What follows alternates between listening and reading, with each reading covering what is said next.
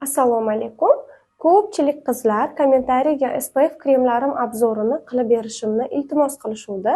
Bugun sizlarga SPF kremlarini obzorini qilib bermoqchiman. Professional SPFlar o'zi umuman SPF nima? Qisqagina aytaman. SPF bu quyoshdan himoya qiladigan krem. U har xil ultrafioletlardan himoya qiladi. Ba'zilari SPFga o'zi har xil yoziladi-ku, UVA, UVB bularni hammasi, bittasi masalan terini qizarishidan himoya qilsa, bittasi teri rakidan himoya qiladi. Yana bittasi turli xil bizni ultrafioletdan himoya qiladi. SPF kremlarim har xil hamda bularni o'ziga yarasha funksiyalari, o'zini plus va minus tomonlari bor. Masalan, birinchi bo'lib boshlardim. SPF kremi Dr. Kapuni CC kremidan. Meni eng sevgan kremlarimdan bittasi bu. CC krem bu maksimal 8 soat terini himoya qiladi quyoshdan hamda bu kremimiz tarkibi mana turli xil ximichеский terini himoya qiladigan vositalar hamda tabiiy narsalar aralashmasi. Bu teriga nimalar beradi? Terini maksimal 8 soat himoya qiladi, yuzimizga Photoshop effektini beradi. Ya'ni yuzimiz tonlanadi va shu hisobdan buni ustidan hech qanaqangi pudra yoki tonalka surishingizni hojati yo'q. Chunki bu SPF o'zi juda ham chiroyli ton berib, Photoshop effektini beradi. Masalan, to'ylarga, marosimlarga ham bemalol buni ishlatishingiz mumkin bo'ladi. CC kremni minus tomonini men hali ko'rmaganman, lekin mana shunaqa klientlarim bor, bizga tonalka effekt bermasin deydi. Bunaqa patsientlarimizga mana bu ikkita kremimni taklif qila olaman. Bunisi Pilat laboratoriyasidan, bunisi Koreya Jolis firmasidan. Ikkalasi ham ton bermaydi, hech qanaqa ton bermaydi. Faqatgina quyoshdan maksimal darajada himoya qiladi. Mana shunaqa qizlarimiz bor, maktab o'quvchilari bor yoki umuman tonalka xohlamaydigan ayollarimiz uchun bular ayni muddao. Pilat laboratoriyasining SPF 80+ hamda juda ham ta'sirchan, terisi qizaradiganlar uchun juda ham yaxshi effekt beradi, chunki tarkibida vitamin B5 bor. Bunisi dog'li yuzlarimizga juda ham yaxshi, ham oqartiradi, terini tabiiy oqartiradi, davolab oqartiradi, ham ozginagina oqartirish effektini beradi. Bu ham hammasi professionalniy qizlar. Bu bitta ochganimizdan keyin necha oyga yetadi deb so'raydigan bo'lsangiz, masalan, CC kremni bitta ochganimizda bizga bemalol 6 oyimizga yetadi. Keyin ko'p ayollarimiz so'raydi, "Meni yuzim juda ham dog'i yomon. Polni yopish kerak meni dog'imni yuzini." Albatta qizlar, real qaraymiz. Hech qaysi krem yuzingizni 100% dog'ini ham, ajinni ham yopa olmaydi. Lekin plotniyroq kerak bo'lsa sizga, bu SPF kremim bor. Bu Jolisdan, men bu brenddan.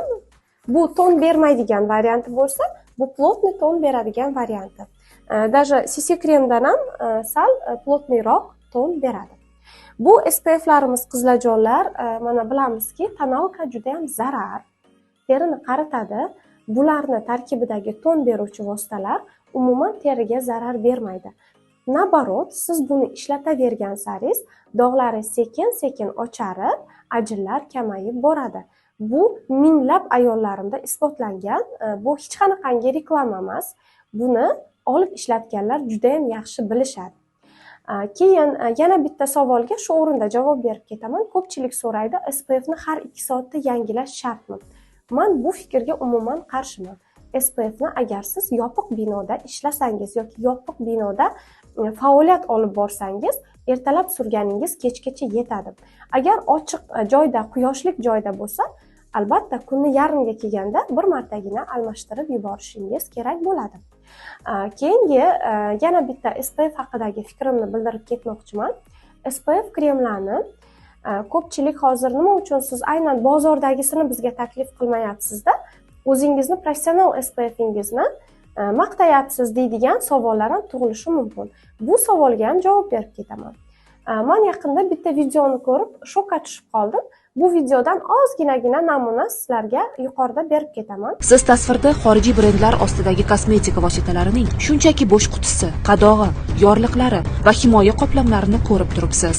Bu mahsulotlar ortilgan yuk avtotransport vositasi kuni kecha Bojxona qo'mitasining targetlash va xavflarni boshqarish boshqarmasi, Toshkent viloyati bojxona boshqarmasi tezkor tuzilmalari va yallama chegara bojxona posti xodimlari tomonidan o'tkazilgan tezkor tadbirda to'xtatib qolindi. Bojxona ko'rigi davomida yuk avtotransport vositasiga hujjatlarda qayd etilganidek kiyim ilgich, turli ehtiyot qismlar, xo'jalik mollari kabi 13 turdagi tovarlar emas, aksincha, hujjatlarda umuman qayd etilmagan 21 turdagi tovarlar, shu jumladan yuz uchun krem, losyon, yuz niqobi, ifor taratuvchi suyuqliklar, surma kabi kosmetik vositalarning idish va qutilari, ularni ishlab chiqarish va qadoqlashda foydalaniladigan turli xom ashyo, yorliq va himoya qatlamlari borligi aniqlandi. Ularning umumiy qiymati esa dastlabki hisob-kitoblarga ko'ra 3 milliard so'mdan oshmoqda.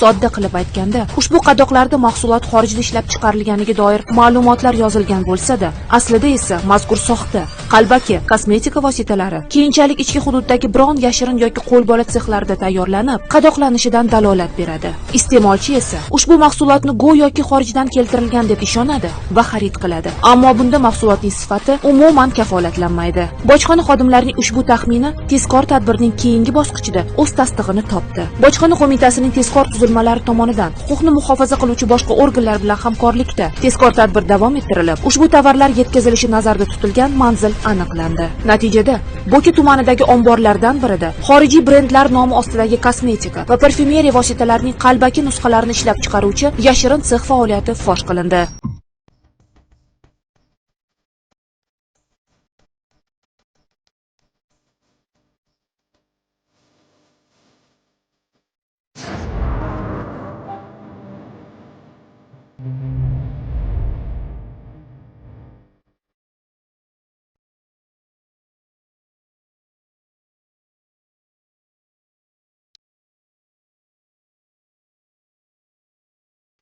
Sexda Yevropa mamlakatlari, Koreya, Birlashgan Arab Amirliklari, Xitoy kabi davlatlarning 20 dan ziyod turli mashhur brendlari nomi ostida ishlab chiqarilgan 280 ming donadan ortiq sifatsiz va qalbaki kosmetika va parfyumeriya vositalari hozirda vaqtincha saqlovga olingan bo'lib, ularning umumiy qiymati 10 milliard so'mdan oshmoqda.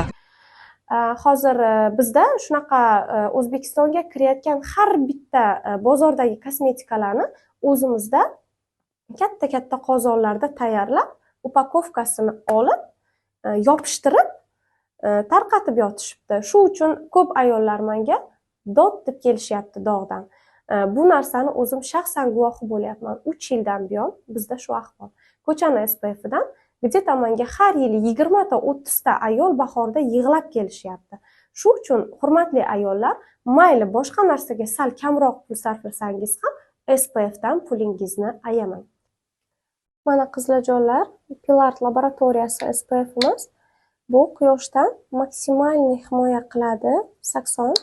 Faqat ton bermaydi, lekin yuzi quruq ayollarimiz uchun juda ham zo'r.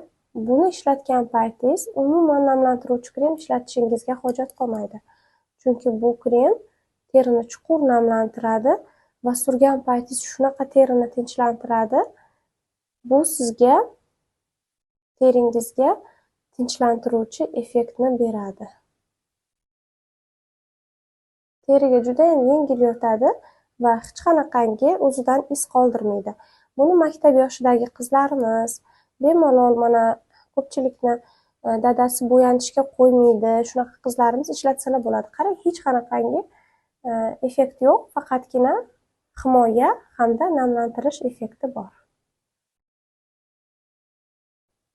Qizlarjonlar, bu kremimiz, bu CC kremi. CC kremimiz har doimgidek ton beradi, Photoshop effektini beradi.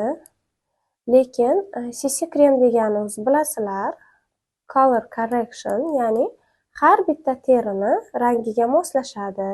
Bo'yindan yuz terisini ajratib qo'ymaydi. faqatgina yuzingizni Photoshop effekt berib, maksimal darajada tiniqlashtirib beradi. Mana, ko'ryapsiz? Bu уже pilardaka yo'q bo'lib ketmadi. Mana teriga ton beryapti. Mana o'zi qo'l solishtirganda ham bilinadi. Sizlar bilan kosmetolog Angelina edi. Barchangizni yaxshi ko'raman. Sog' bo'ling, salomat bo'ling.